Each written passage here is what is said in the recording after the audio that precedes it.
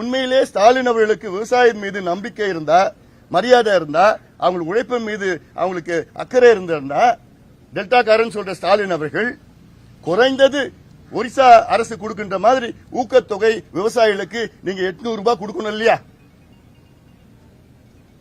இல்ல குறைஞ்சது 500 ரூபாய் கொடுக்கலாம் இல்ல?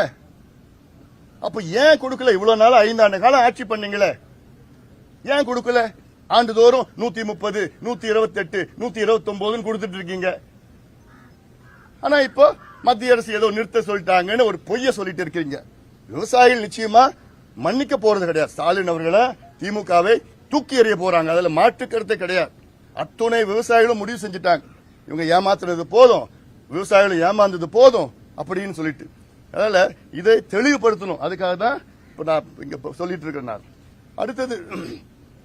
அடுத்தது ஸ்டாலின் அவர்கள் தேர்தல் பிரச்சார தொடக்கத்தில் அவருடைய 5 ஆண்டு காலம் அரசு செய்ததை பற்றி பரப்புரையில பேசிட்டு இருந்தார். அது எடுப்படல, ஆனா எதுவும் செய்யல, யாருக்கும் போய் அது ரீச் ஆகல, அதனால அதை பத்தி பேசுறது நிறுத்திட்டார்.